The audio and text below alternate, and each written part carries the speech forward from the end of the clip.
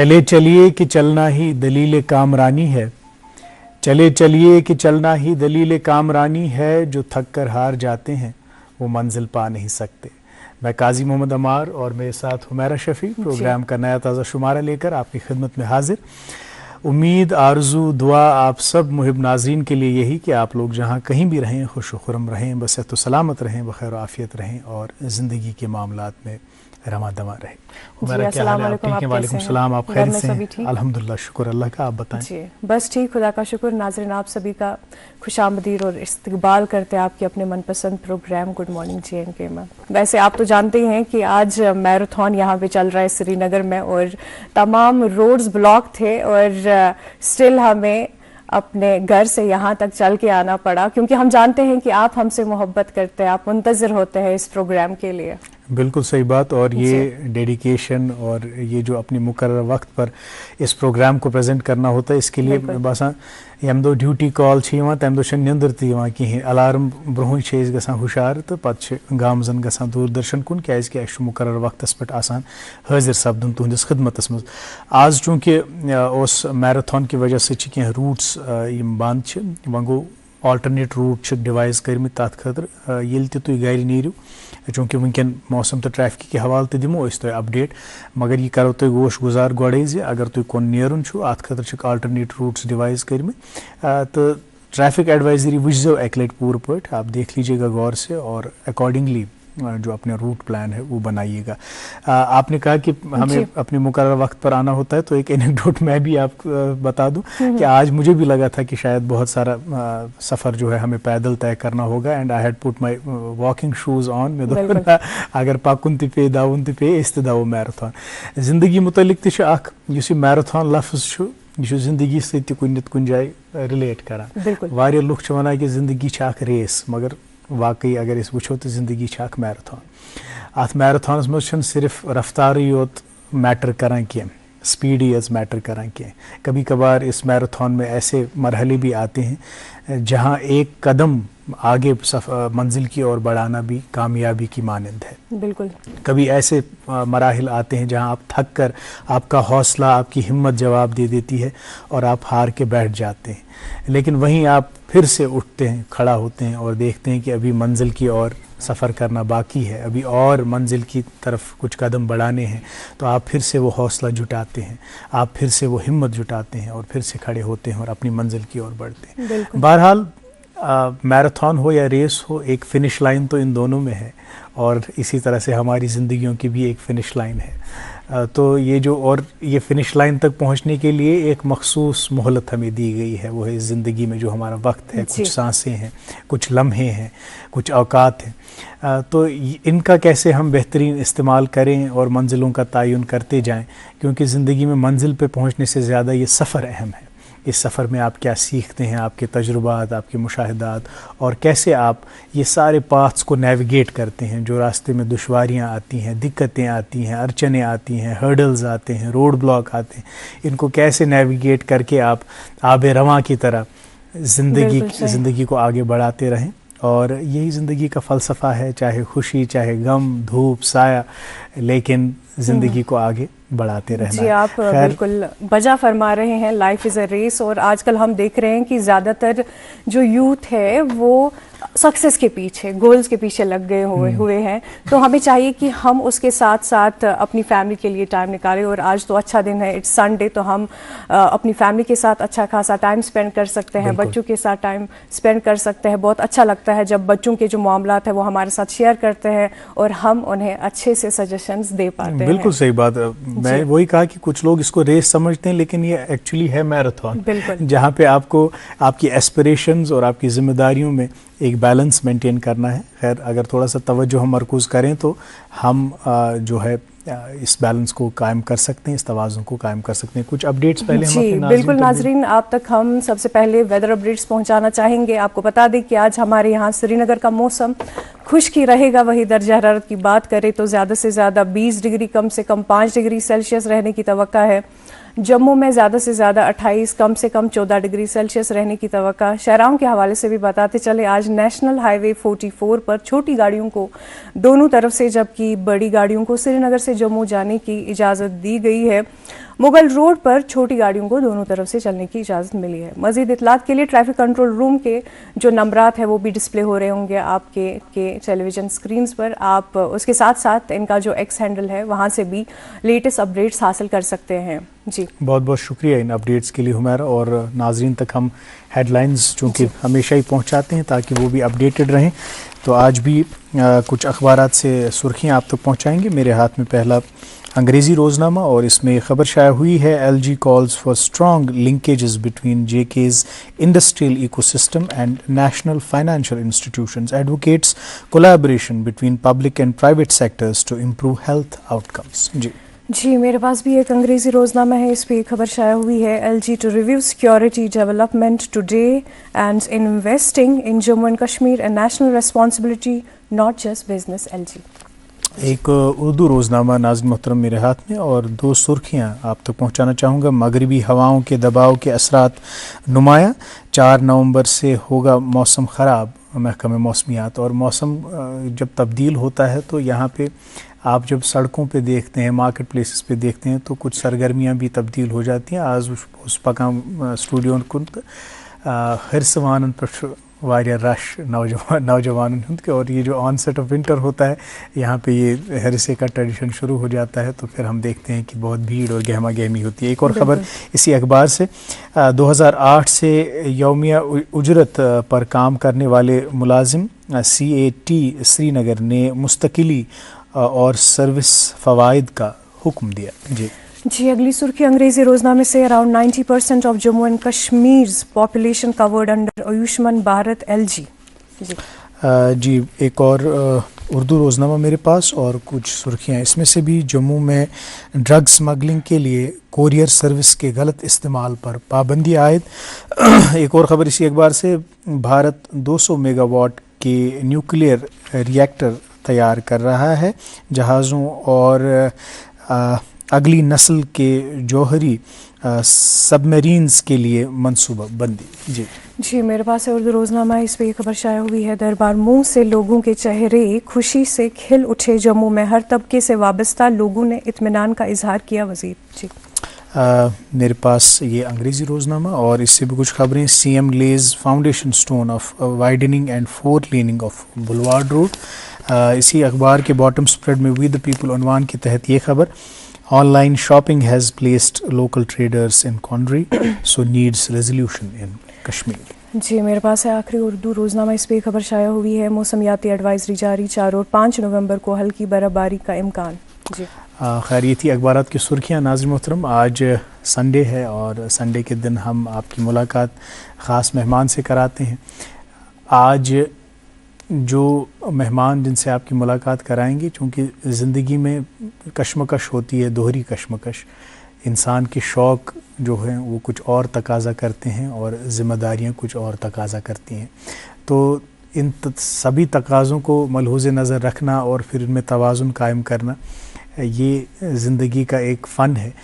और आज एक ऐसी ही कहानी, एक ऐसी ही जर्नी आप तक लाएंगे, एक एक्टर की, एक फ़िल्म मेकर की, जिन्होंने बहुत जद्दोजहद करके अपना एक मकाम कायम किया है और अभी भी तरक्की की नई मंजिलों को छू रहे हैं।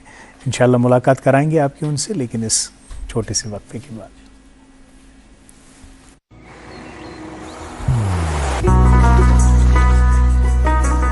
इबादत वही जो दिल से हो, दुआ वही जो दिल से निकल आए, रिश्ता वही बेजोड़ जो दिल से जोड़ा जाए। दिल से ही तो होते हैं इरादे चट्टान से, दिल से ही तो बनते हैं घर खाली मकान से।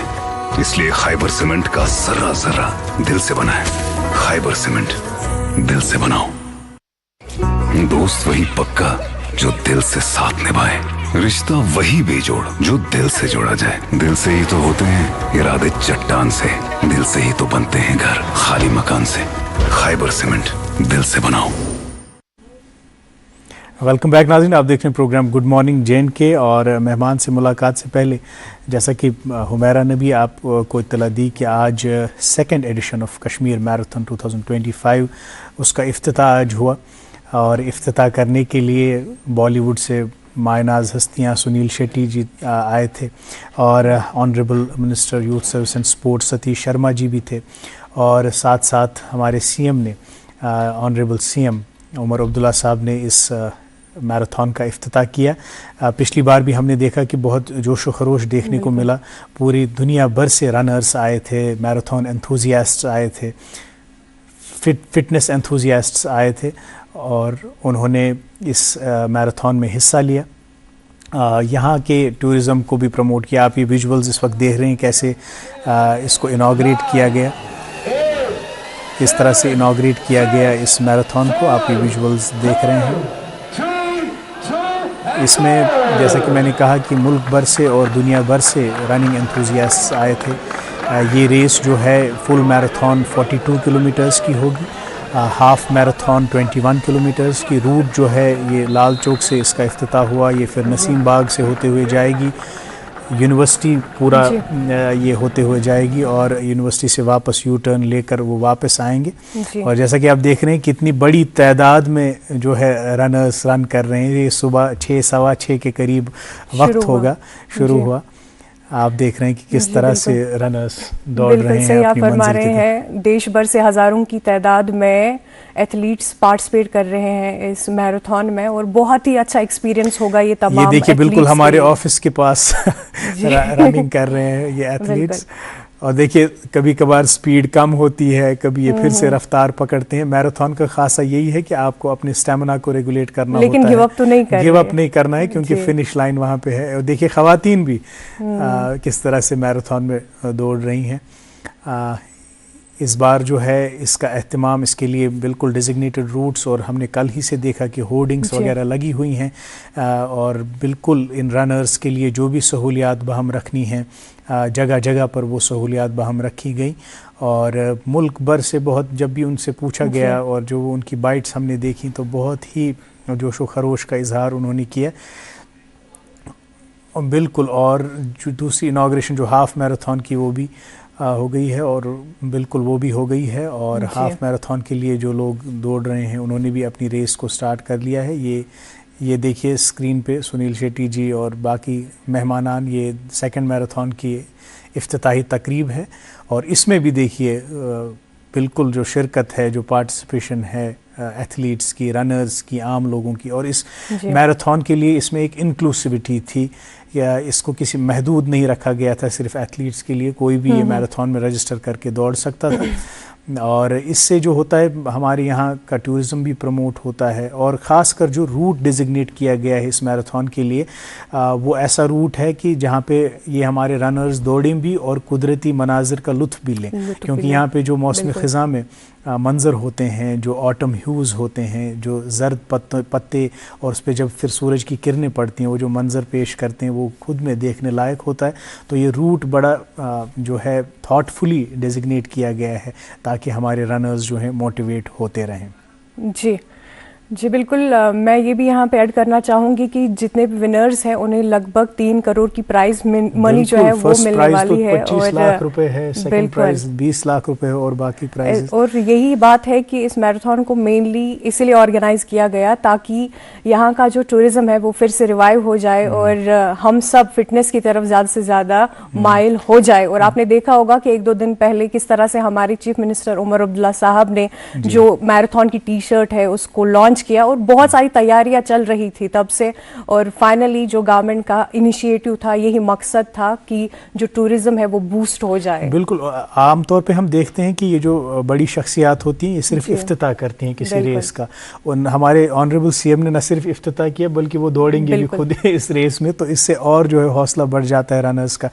रही बात स्पोर्ट्स और फिटनेस को तरगीब देने की, तो हम कल भी प्रोग्राम में नेशनल स्कूल गेम्स के बारे में बात कर रहे थे, कैसे इन टूर्नामेंट्स का, इन इवेंट्स का इनकाद किया जा रहा है। और इसके लिए JNK को एक हब बनाया गया ताकि इन एक्टिविटीज़ से तहरीक मिले, लोग हेल्दी लाइफस्टाइल को अडॉप्ट करें, लोग फिटनेस की तरफ तवज्जो मरकूज़ करें। आज हम देख रहे हैं कि सेडेंट्री लाइफस्टाइल की वजह से बहुत सारे लाइफस्टाइल एलिमेंट्स और अमराज जो हैं वो नमूदार हो गए हैं। आप देखिए डायग्नोस्टिक सेंटर्स पे कितना रश होता है, लेकिन इस तरह के जो हमारे इवेंट्स होते हैं और इस तरह की तकरीबात का इनकाद होता है, तो उससे जो होता है उससे और तरगीब मिलती है, हम एक फ़िटनेस लाइफस्टाइल को अडॉप्ट करें। और बहुत सारी शख्सियात जो यहाँ पे आई एम्बेसडर्स बन के, जैसे सुनील शेट्टी जी आए और बॉलीवुड की बहुत सारी हस्तियाँ आई, honourable minister of youth service and sports Satish Sharma ji आए, तो उन्होंने जिस तरह से इसको प्रमोट किया और इसका प्रचार किया, इससे और तहरीक मिलती है लोगों को, तरगीब मिलती है लोगों को। खैर, ये थे कुछ मंज़र कश्मीर मैराथन 2025 की, और ये जो मंज़र हैं इनसे अब लगता है कि आज अगर हमारा प्रोग्राम नहीं होता और हमारी ड्यूटी यहाँ नहीं होती, बिल्कुल हम भी ज्वाइन करते हैं, पार्टिसिपेट करना चाहिए था। पत कई मील कड़ हो सोस दीगर सवाल तूत स्टेमिना चुन के, लेकिन पार्टिसिपेट ज़रूर करना चाहिए और इस तरह की एक्टिविटीज़ में ज़रूर शिरकत करनी चाहिए। पिछले साल भी हमने देखा कि फर्स्ट एडिशन के दौरान कई सारे सेलिब्रिटीज़ आए और लोगों ने पार्टिसिपेट किया, बहुत ही अच्छा रिस्पॉन्स तब भी आया। बिल्कुल बिल्कुल। पिछली बार तो खैर पहला एडिशन इसका था और हमने देखा कि बैनुल अक़वामी सतह के रनर्स यहाँ पे आए थे और उन्होंने जो है रनिंग की। और यहाँ पे अब देखिए, वो सिर्फ ना यहाँ पे मैराथन के लिए आए और भी उन्होंने यहाँ पे कश्मीर की कल्चर को देखा, प्रमोट किया, तहजीब व तमद्दुन को देखा। तो ये कल्चरल एक्सचेंज का भी एक इवेंट होता है जहाँ पे लोग यहाँ पे आते हैं और यहाँ की तहजीब व तमद्दुन से मानूस होते हैं, यहाँ की इथनिसिटी, यहाँ के तशख़्ख़ुस से मानूस होते हैं। खैर, और भी कुछ बाइट्स और इक़्तिबासात, एग्ज़र्प्ट्स हम आप तक पहुंचाते रहेंगे जी, और ये बाइट्स हम आप तक पहुंचाते रहेंगे। सुनील शेट्टी जी और ऑनरेबल स्पोर्ट्स मिनिस्टर की बाइट आप तक पहुंचाएंगे अभी कुछ ही देर में। पैनल से गुजारिश है कि वो बाइट्स प्ले कर दीजिए, उसके बाद हम अपने मेहमान से जो है मुलाकात करेंगे। जितनी जोश से लोग भाग रहे हैं and all ages, that is amazing amazing. खुश हूँ कि मैं ये सेकंड एडिशन के लिए आ पाया और अनेक सालों साल कोशिश यही रहेगी कि मैं आऊँ और इसे एनकरेज करूँ। और यही मैं देख रहा हूँ कि एक्चुअली कल मैं आया था और हम डल लेक गए, हम सारी जगह गए और ऐसे लगा कि वो माहौल जो था दोबारा आ रहा है। I see this winter being a beautiful 100%. I'm sure they will. Now the winter this happening event happening in Feb, right? The winter thing in Feb. So I think there's so much more that is happening. You've got a cricket game that is happening where international players like Chris Gayle and all of them are here and playing. So matlab we're back in a big way. Well, I congratulate you all on the second edition of Kashmir Marathon. 1,200 participants, around 100 are from different countries. So I congratulate you. Message of peace, prosperity and brotherhood should go to entire world. Lately we have seen so many incidents, but the spirits are high. I think spirit is all that matters, and I congratulate entire team, Honorable CM Saab, Tourism Department and all the athletes from across the world and country. You welcome, enjoy and may the best person win. Thank you very much. Jai Hind.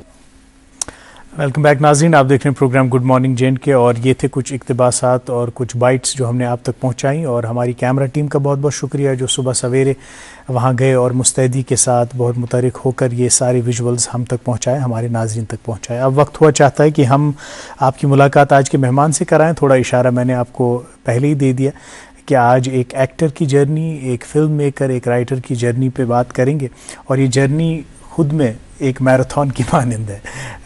बहुत इसमें overnight success तो नहीं होती, इसमें बहुत पापड़ बेलने पड़ते हैं, बहुत जद्दोजहद करनी पड़ती है, बहुत तकदो करनी पड़ती है।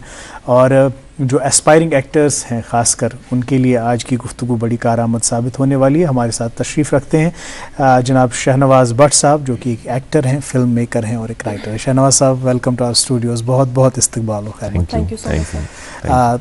थोड़ा सा ताख़ीर हुई आपको मुतारिफ़ कराने में, क्योंकि आज ये कश्मीर मैराथन का इवेंट था और इसके विजुअल्स भी हमारे नाज़रीन तक पहुँचाने थे। ये मैराथन अत मुतलिक करो जिक्र, मगर इस तुम जिंदगी हज मैराथन तथ मुतलिक करो आज जिक्र।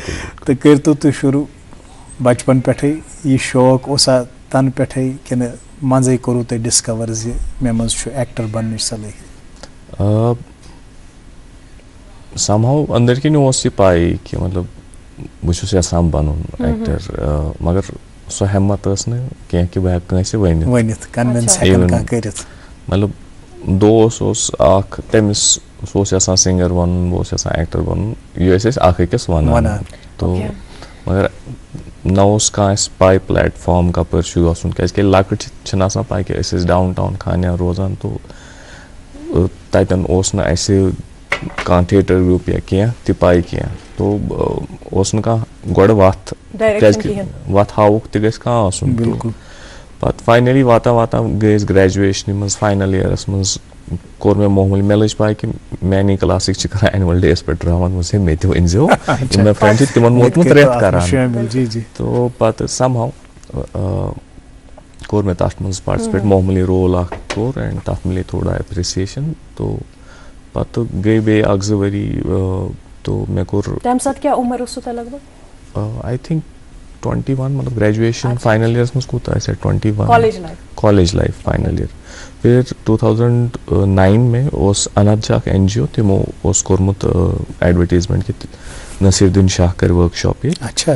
तो तम खतर तमो एक्टर ऑडिशन या थिएटर ग्रुपन ऑडिशन कर्म तो यमन थिएटर ग्रुप तिमन सोलो ऑडिशन तो यमन थिएटर ग्रुप तिंद खतर प्ले फेस्टिवल एंड तथ मज कर तमो सिलेक्ट तो लकीली समहाउ बह गो सिलेक्ट मुश्ताक अली साहब जज अबीर गुप्ता तथ मज तो आई गॉट सिलेक्टेड तो थैंक्स टू हिम तथ दौरान आमिर बशीर आमुत यमिस फिल्म कर हरुद तो ये जो वर्कशॉप कर तो तथ मज कर पे तमो सिलेक्ट तमें बच्चे तमें तथ मज नसीरुद्दीन शाह सब वर्कशॉप तमें टीचर क्या खसूसियत वर्कशॉप चूंकि यूत बहली पाई एक्टर ये पत पन एक्सपीरियंस शेयर कर हेचनाई अत क्राफ्टस मुतलिक क्या कैफियत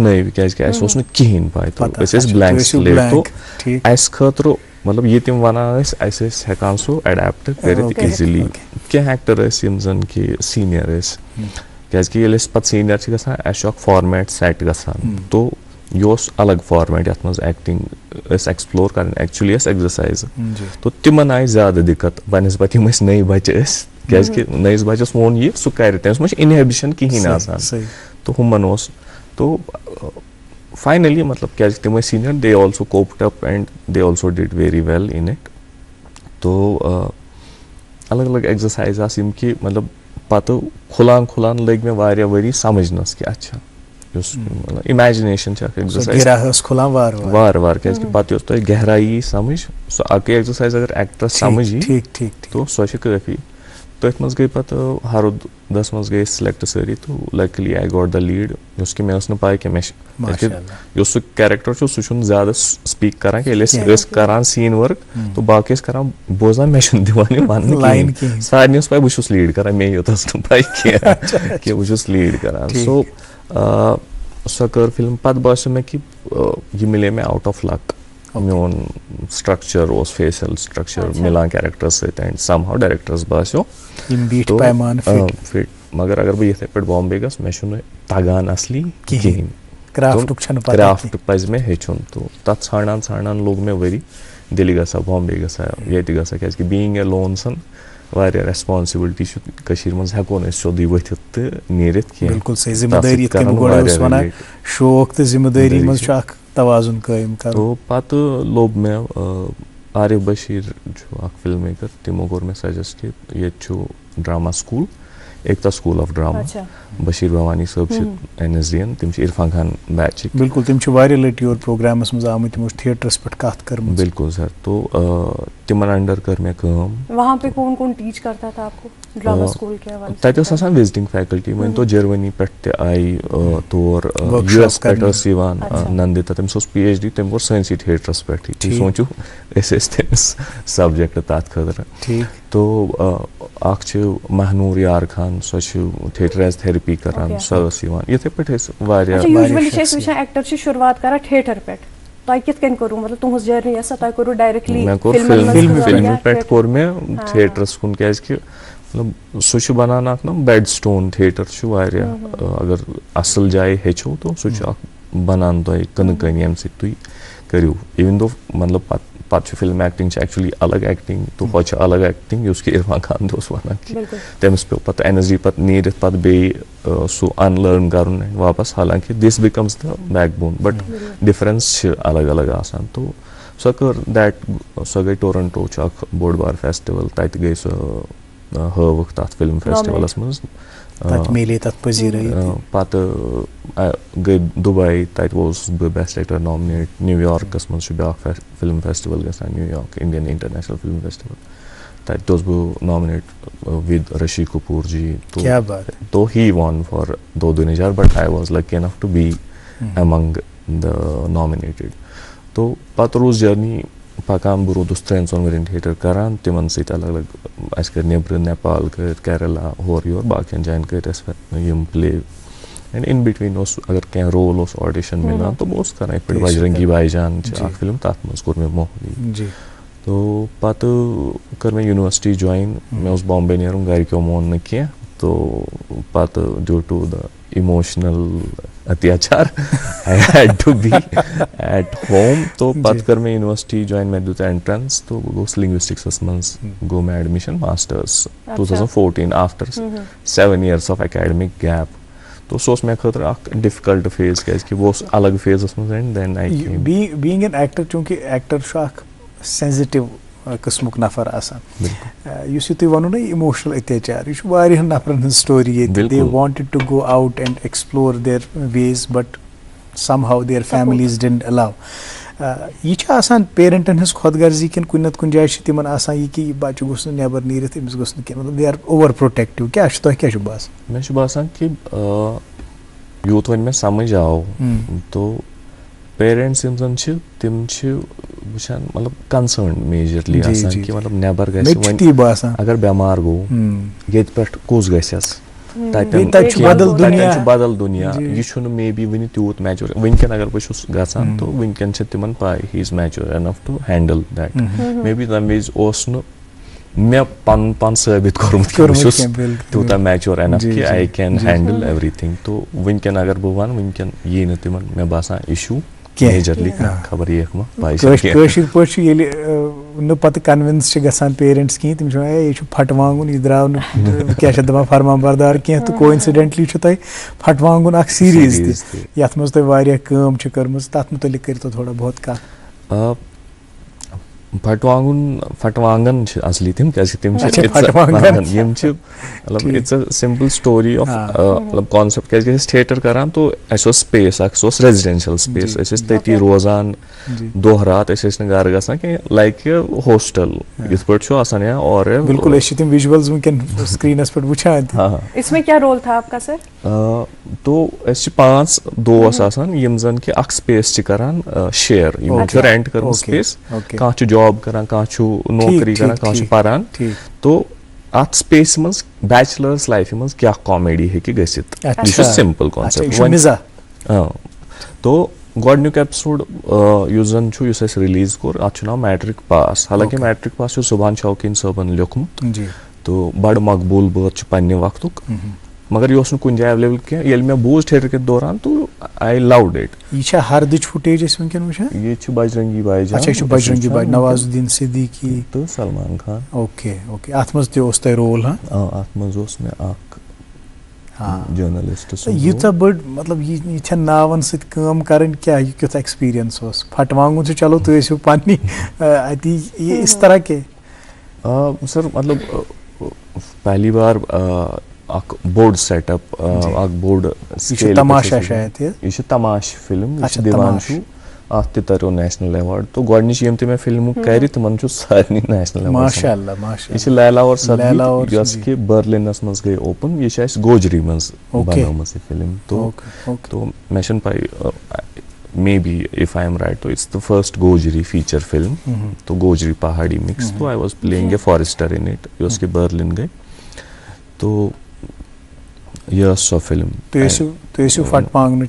तो फटवांगनच कथ करान ये कि यह simple story of these 5 bachelors यम जन के रोजान अत क्या कॉमेडी हे गसित तो कोविड तमनी दोहन गोमुत तो वन कोर मे क्या मैट्रिक पास सह 80s तम विज मैट्रिक करुन आसान बोड़ बार ये तो मे दो कॉन्टेक्स्ट कि कोविडस मज कोविड गो ऑनलाइन एग्जाम गई उसकी एपिसोड गोड वुचान गोडनिक डायलॉगन मज ती गसान एस्टैब्लिश कि पत गई ऑनलाइन एग्जाम तो अत मज गई तिम डड़ ते पास यम न जान गसान तो अथ मज सनिस रिजल्ट मगर बिफोर सो वन तमिस क्या रिजल्ट हमो पाने कयास RSC कर्मस के सो आइस फेल कत उर्दूस तमिस टुंड था मे पर्नो साइंस तथ आइस फेल कर मे पर्नो मैथ तथ आइस कह मगर उर्दूस सारी वन अमिस टुंड खाव तो but then he comes and तो सह नान कि पत अम कोर्मुत and then he tells how he qualified युस कि ऑलरेडी एग्जिस्ट गसान तो तथ दुतस अख मॉडर्न कॉन्टेक्स्ट तो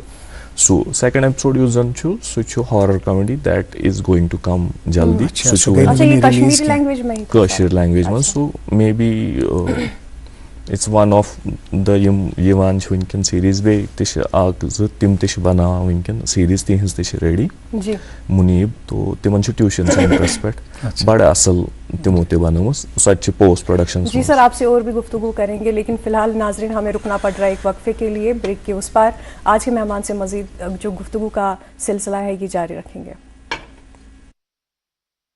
मोहब्बत वही जो दिल से हो, बात वही जो दिल से कही जाए। दिल से ही तो होते हैं इरादे चट्टान से, दिल से ही तो बनते हैं घर खाली मकान से। खाइबर सीमेंट, दिल से बनाओ। इबादत वही जो दिल से हो, दुआ वही जो दिल से निकल आए। दिल से ही तो होते हैं इरादे चट्टान से, दिल से ही तो बनते हैं घर खाली मकान से। खाइबर सीमेंट, दिल से बनाओ। Welcome back. देख रहे हैं आप अपना मनपसंद प्रोग्राम गुड मॉर्निंग JNK और नाज़रीन आज हमारे साथ प्रोग्राम में जुड़े हुए हैं जनाब शहनवाज भट्ट साहब, who is an actor. Sir, चूंकि आपने कई सारी बॉलीवुड मूवीज़ में काम किया हुआ है, आपने तमाश का जिक्र किया अभी, या मिस्टर पान वाला, इंक्लूडिंग जो अभी कॉमेडियन सीरीज़ की हम बात कर रहे थे, अस वन तो वन तामत यम तुम काम करो तथ मन सारे खुद ज़्यादा चैलेंजिंग रोल कुस रोजो युस तुम ज़्यादा चैलेंजिंग बासो युस तुम एंजॉय करो?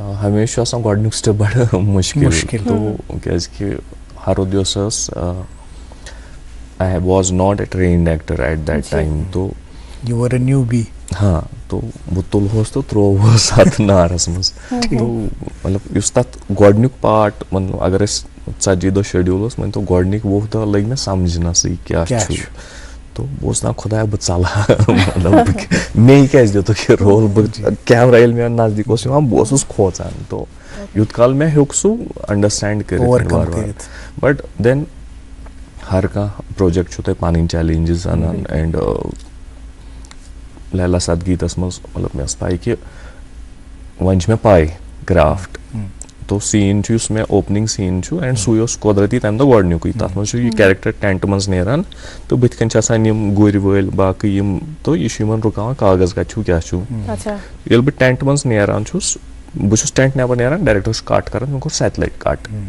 ये मे फिल्म वुच बर्लिनस मज वन बह फ्रेमस मज आमत सो कट कर मगर मे आव तमी दह समझ कि अमिस रिदम जरूरत क्या बाकी सारी नॉन एक्टर्स सोदी गुर वाली प्रॉपर बकरवाल बाकी बाकी तो तिहज रिदम मे सर रटन तो मे पान अख स्किल सेट हिसाब फॉर्मेट कोर मे सह फुटरान एंड मे so I had to completely submit to the circumstances to director वन रीसेंट कर लैला हनेरे दे पंजी पंजाबस मज कर सो फिल्म शशांक वाल yes the director Hansal Mehta became the co producer after in the film तो तथ मज सीन कि बहुत रटित नुमुत एक नफरन due to mistake in identity हथ कट लगे सह कमिस प्रिसान वत वन तो तुम जो वन कत कर तुम दोन तुम प्रिसान बस खड़ा मे कहें कर मे खड़ा रोजन यह सीन तो in conversation and wide shot director होतन बिहित सह तत पे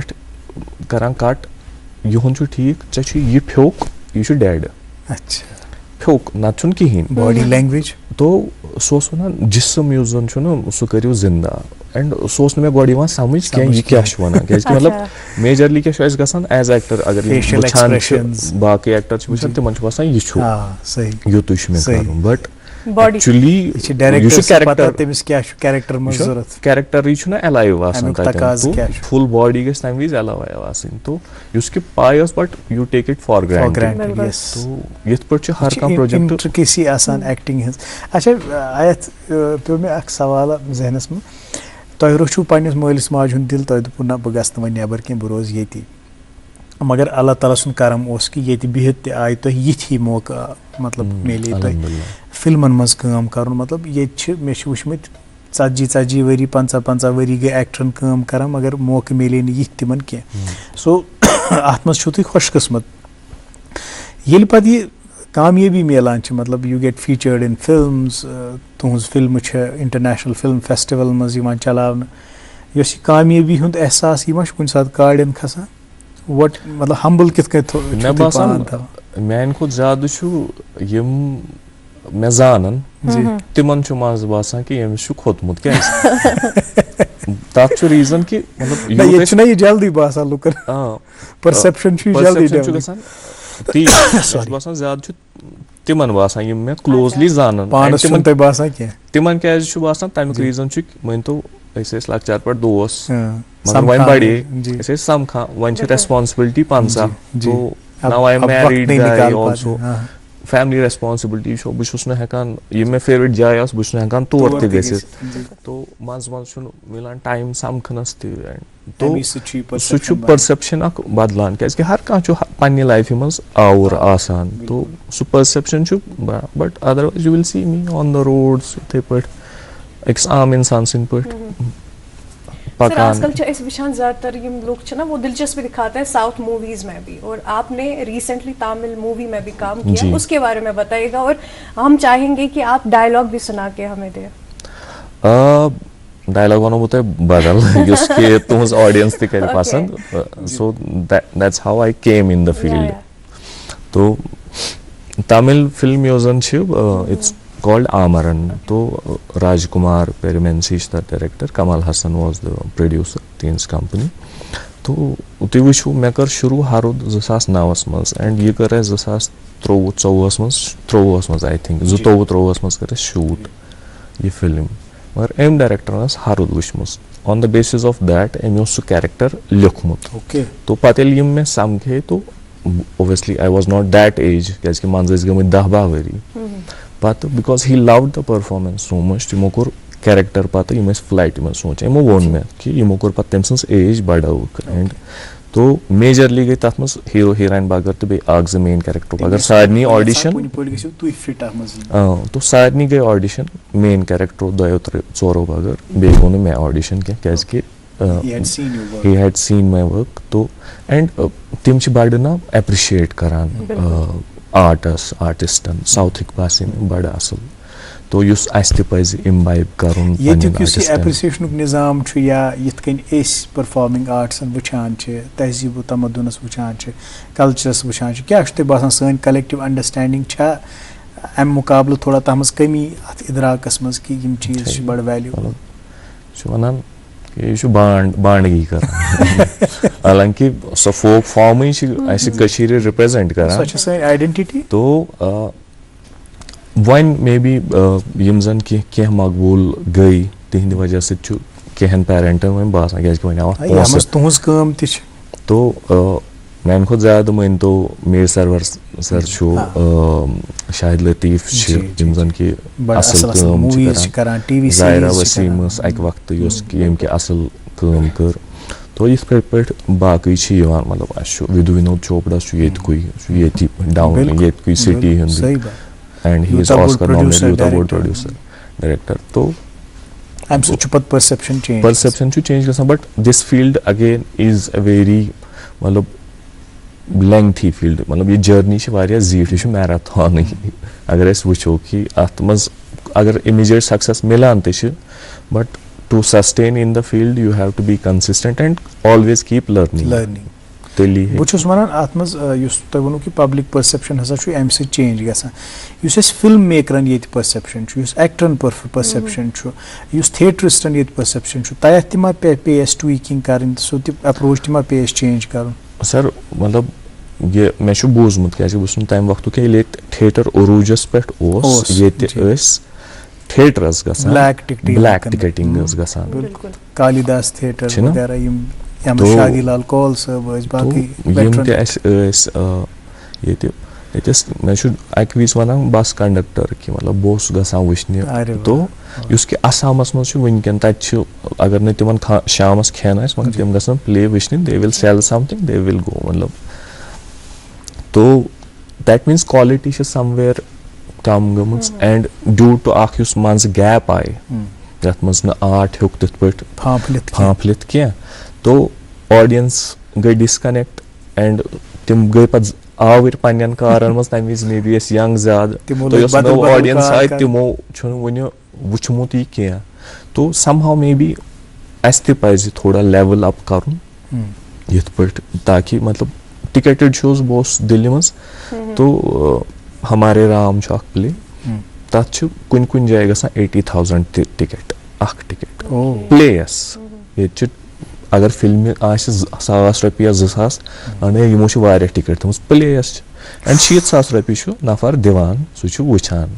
तो सो level play and audience we just have to just क्या सोई ऑडियंस ना गोट अस वापस तम अन तो अस थोड़ा लेवल कर कलेक्टिवली बिहुन तो सो कलेक्टिवनेस थोड़ा मिसिंग जी सर अस वन तो तुहद मनपसंद का एक्टर यम से तुम इंशाल्लाह कम यसान करें आने वाले वक्त में जिसके साथ आप काम करना चाहते हो और इन्फ्लुएंस हुए होंगे काम भी करना चाहते हैं और जब आपने ये क्राफ्ट देखा तो जानित पत कुछ बाशो तो एक्टर ना युस बड़ यमिस निश इंसान पत तरगीब हासिल कर मतलब honestly may from A to Z सारी एक्टर पसंद हर कस पन तो अगर संजय मिश्रा निमो तमिस पन क्राफ्ट अस निमो शाहरुख खान तमिस क्राफ्ट पन अस निमो नसीर साहब तमिस पन इरफान साहब इरफान खान तो वन ख्वाहिश अगर तुम वनान कि क्या नसीर साहब हैज बीन माई टीचर तो I would love to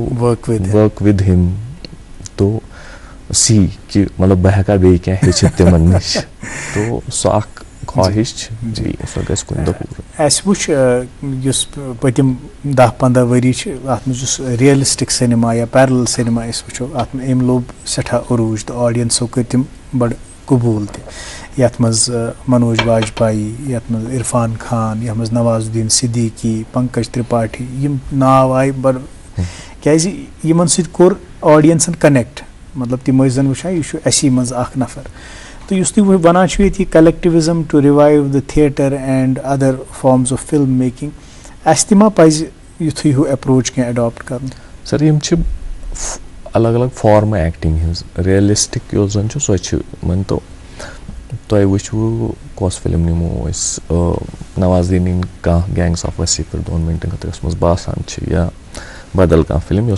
बासान to realistic तो यप गोलमाल दोनों एंटरटेन कर अलग अलग हुत मज गोलमालस मज थोड़ा पारसी थिएटरुक influence and it's too exaggerated सैनिस सेकंड एपिसोडस मज कोशिश कर्मस कि जस्ट दैट डजंट मीन कि मॉकरी करान या क्या सो फॉर्म ऑफ एक्टिंग कि बड़ टफ नसीर साहब पान कनस थफ करान कि ये फॉर्म मतलब हालांकि तिमो कोर्मुत but it's very tough audience तथ पन ऑडियंस तो यम अलग अलग फॉर्म स्टोरी मेजरली मे बासान पज ना फोकस कर स्टोरी ना story should be strong story वन स्टोरी इज द किंग तो यूत स्टोरी कर पे डिसाइड फॉर्म कुछ निमो तथ निमो रियलिस्टिक तथ निमो हूँ तो collectively we have to get more good writers and senior writers they have to train the new writers and institutions should be established there to groom yes.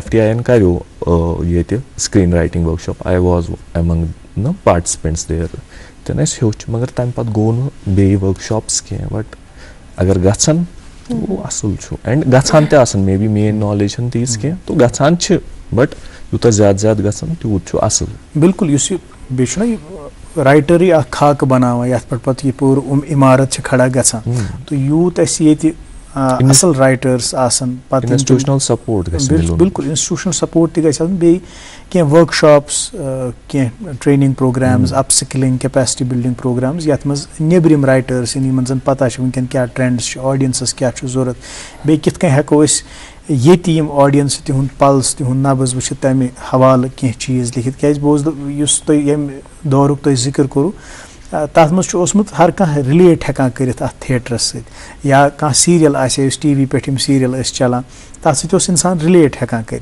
तो सो रिलेटेबिलिटी बढ़ाने खतर सह कलेक्टिविज्म वारिया ज़रूरी joining heads and brainstorming वारिया ज़रूरी। अच्छा हुमैरान वनो तुम डायलॉगुक सह रूद अती तो सह डायलॉग तो बोजो तुह निश मगर यम ब्रेक पत नाज़रीन तुम रुकते हैं एक छोटे से वक्फे के लिए।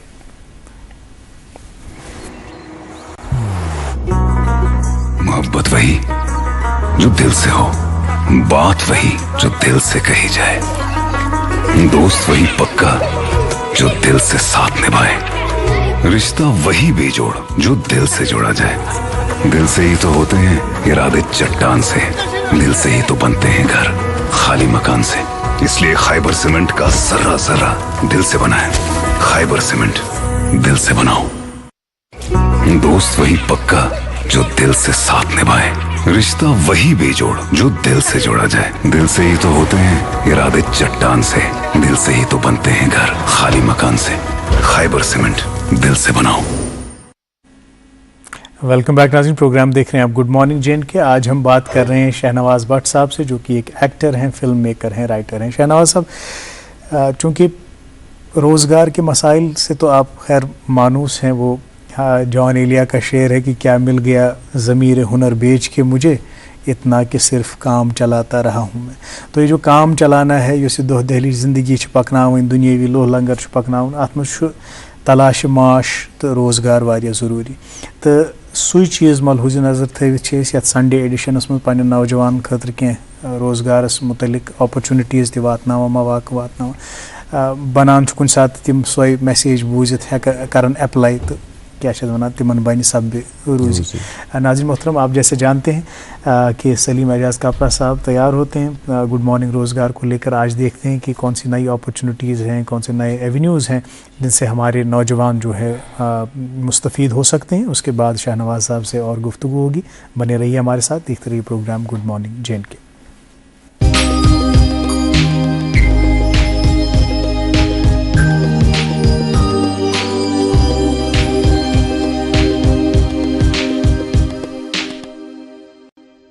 सामिन मुकर्रम सुबह खैर, पेश खिदमत है रोज़गार के हवाले से चंद इतलात आज के गुड मॉर्निंग रोज़गार में, और मैं हूं सलीम एजाज कपरा।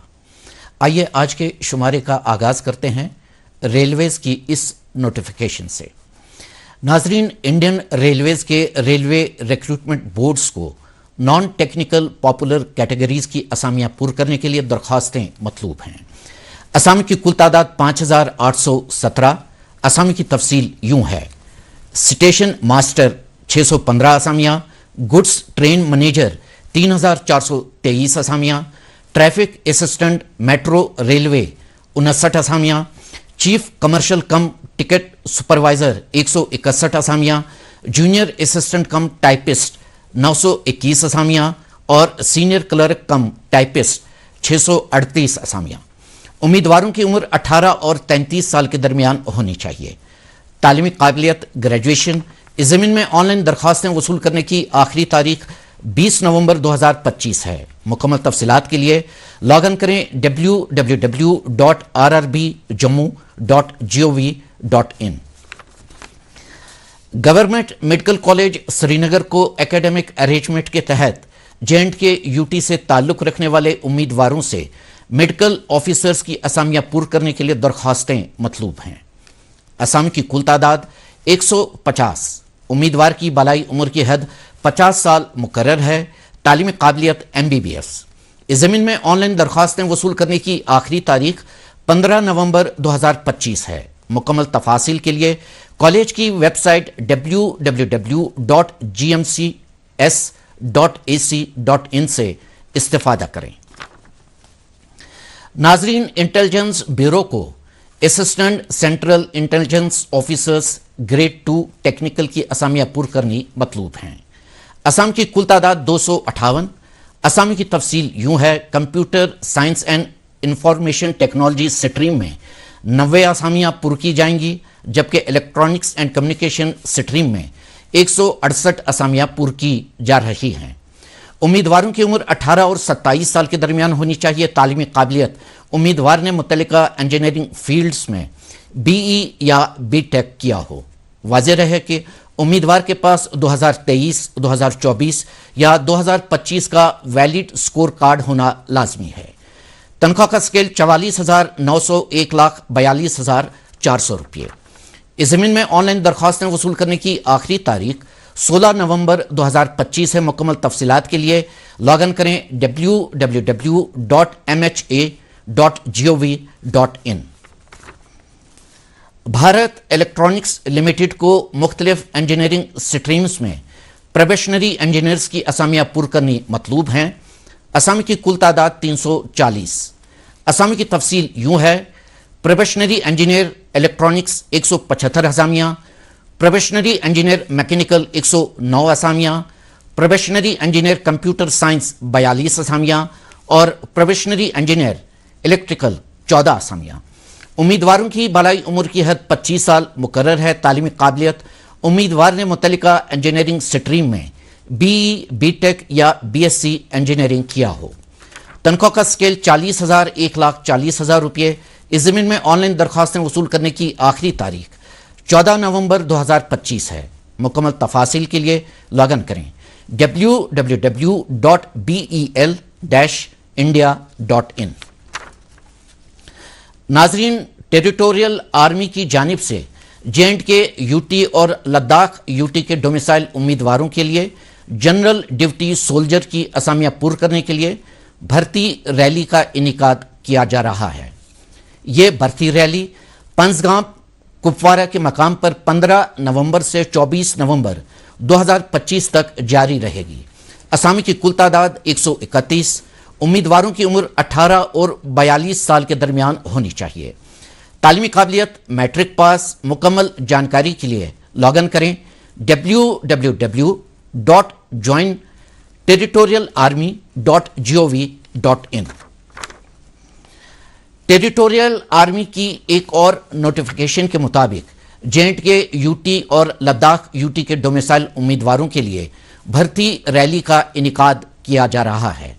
ये भर्ती रैली 30 नवंबर से 7 दिसंबर 2025 तक मधुपुर, पंजाब में जारी रहेगी।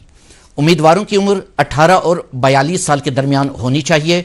तालीमी काबिलियत: मैट्रिक पास। मुकम्मल तफसीलात के लिए लॉगिन करें www.jointerritorialarmy.gov.in। और अब आज के गुड मॉर्निंग रोजगार शुमारे की आखिरी नोटिफिकेशन। नाजरीन, Netaji Subhash university of technology को असिस्टेंट प्रोफेसर्स और एसोसिएट प्रोफेसर्स की असामियाँ पुर करनी मतलूब हैं। असामी की कुल तादाद 176। इनमें असिस्टेंट प्रोफेसर्स की 126 और एसोसिएट प्रोफेसर्स की 50 असामियाँ शामिल हैं। जिन शोबाजात में ये असामियाँ पुर की जा रही हैं वो यूँ हैं: शोबे computer science and engineering information technology, assistant professors 68 असामियाँ, एसोसिएट प्रोफेसर्स 26 असामियाँ। शोबे electronics and communication engineering, assistant professors 26 असामियाँ, एसोसिएट प्रोफेसर्स 12 असामियाँ। शोबे instrumentation and control engineering, assistant professors 15 असामियाँ और एसोसिएट प्रोफेसर्स 4 असामियाँ। और शोबे इलेक्ट्रिकल इंजीनियरिंग, असिस्टेंट प्रोफेसर्स 17 असामियाँ, एसोसिएट प्रोफेसर्स 8 असामियाँ। असिस्टेंट प्रोफेसर असामी के लिए उम्मीदवार की बालाई उम्र की हद 35 साल, जबकि एसोसिएट प्रोफेसर असामी के लिए उम्मीदवार की बालाई उम्र की हद 50 साल मुकर्रर है। तनख्वाह का स्केल: असिस्टेंट प्रोफेसर असामी के लिए तनख्वाह का स्केल रहेगा 57,700 1,82,400 रुपये, जबकि एसोसिएट प्रोफेसर असामी के लिए तनख्वाह का स्केल है 1,31,400 2,17,100 रुपये। इस ज़मीन में ऑनलाइन दरख्वास्तें वसूल करने की आखिरी तारीख 11 नवंबर 2025 है। मुकम्मल तफसीलात के लिए लॉगिन करें www.nsut.ac.in। नाज़रीन मुकर्रम, आज के गुड मॉर्निंग रोजगार में बस इतना ही। इंशाल्लाह अगले शुमारे में रोजगार के हवाले से नई जानकारी लेकर हम आपकी खिदमत में फिर हाजिर होंगे। जब तक के लिए आपसे इजाज़त चाहेंगे और इस वक्त आप देख सकते हैं गुड मॉर्निंग J&K का बाकी हिस्सा। बहुत शुक्रिया सलीम एजाज कपरा साहब, गुड मॉर्निंग रोज़गार और कुछ नई इत्तलात हम तक पहुंचाने के लिए। बात आज हो रही है प्रोग्राम में शहनवाज भट्ट साहब से, जो कि एक एक्टर हैं, फिल्म मेकर हैं, राइटर हैं। शहनवाज साहब इस सारी मुंतजर तो बे नाजरीन तो इस करवानो तो एक्शन तो तुम वन अस डायलॉग अगर ये जसारत हेको इस बिल्कुल। तो ये डायलॉग यम सत अक हिसाब मे कोर करियर शुरू मे वोन कि नसीर साहब आमत तो अस ऑडिशन तम खतर दिन तो मे अम ब्रो प्ले कोर्मुत एंड तथ मज मे अकुई डायलॉग बस मत सुंद रोल करान सो अकुई लफज वनान अनिम सोय वोन सोय लजिम सोय पांच युत वनान वन अतन वुचान मतलब क्या इमेजिन मी मतलब लॉकड बच्चे एंड अच्छे ऑडिशंस आमत तिम एक्टर यम मे टीवीएस पे वुचमत लेजेंड्स तो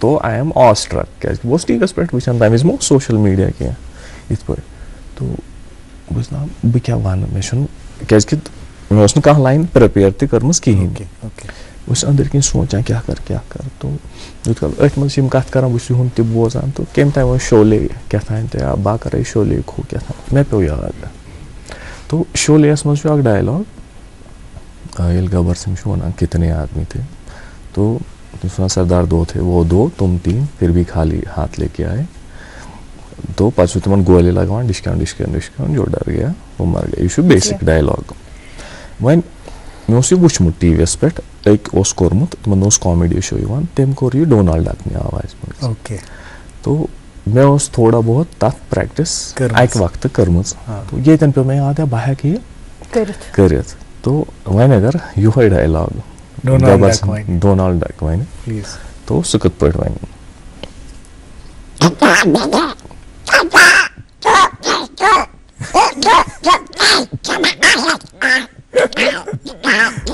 lovely